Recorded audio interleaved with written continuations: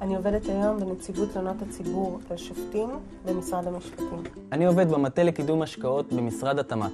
אני עובדת ברשות החברות הממשלתיות, שזאת יחידת סמך במשרד האוצר, בתחום התחבורה והמים. היום אני עובד במטה לפיתוח הנגב והגליל במשרד התמ"ת. אני מרכז נושאים שקשורים בפיתוח אזורי תעשייה, מפעלים וחברות בנגב, קידום תעסוקה ויזמות ובעיקר קידום האוכלוסייה הבדואית. בשנה האחרונה ללימודים הייתי פה במסגרת השמה בתוכנית עתידים, כשלמעשה מההשמה המשכתי בצורה ישירה לעבוד.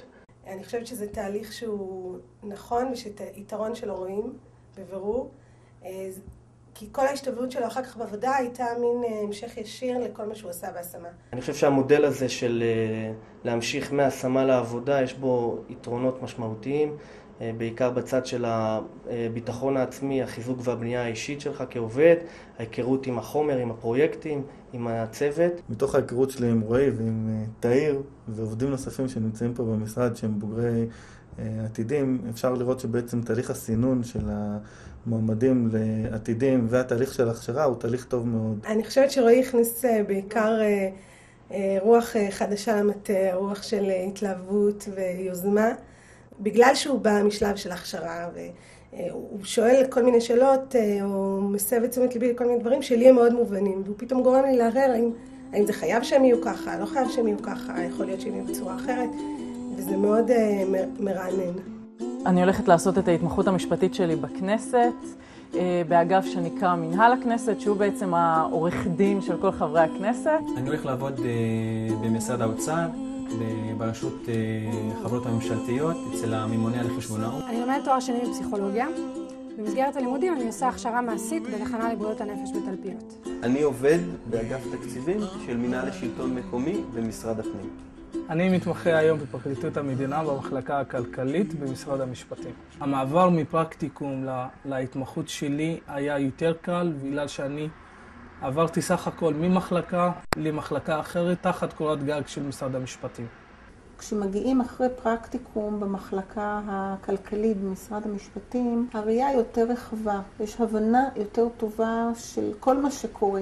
המחלקה הכלכלית בפרקליטות המדינה נחשבת לסיירת של הפרקליטים.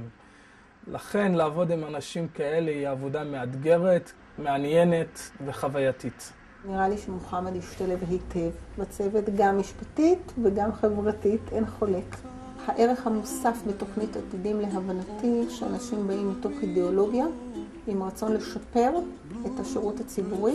הייתי שמח לחיות בחברה יותר טובה, ואני חושב שהדרך להשפיע בצורה הרבה יותר מוחשית על החברה שבה אני חי היא דרך המינהל הציבורי. הגעתי לתוכנית מתוך מקום ורצון להיות איש ציבור, משרת ציבור, שליח ציבור. החלום האישי שלי הוא לשרת במגזר הציבורי במדינת ישראל, לחוש גאווה במסגרת השירות הזה, ולהרגיש שאנחנו נותנים את השירות הטוב ביותר לאזרחי המדינה. החזון האישי שלי להתברג בדרגים הבכירים במגזר הציבורי ולהשפיע על תהליך קבלת החלטות בכל מה שקשור למגזר הערבי.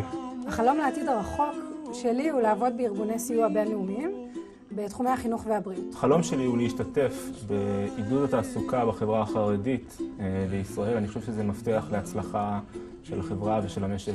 השאיפות שלי לעתיד זה להיות תמיד בעמדה שמאפשרת לי לתרום אפילו במעט למען עיצובה של מדינת ישראל, למען העיצוב של החזון שלה. אני מאמין שתוכנית עתידים יכולה לתרום לזה שאנשים ייצרו שיח אחר, ויהיו מנהיגים אחרים, מנהיגים כלליים, מנהיגים שתופסים את עצמם כמנהיגים של כל המדינה. עכשיו התור שלנו מגיע להפשיל שרוולים ולעבוד בשביל מדינת ישראל. What a wonderful world. I see skies of blue and I see clouds of white.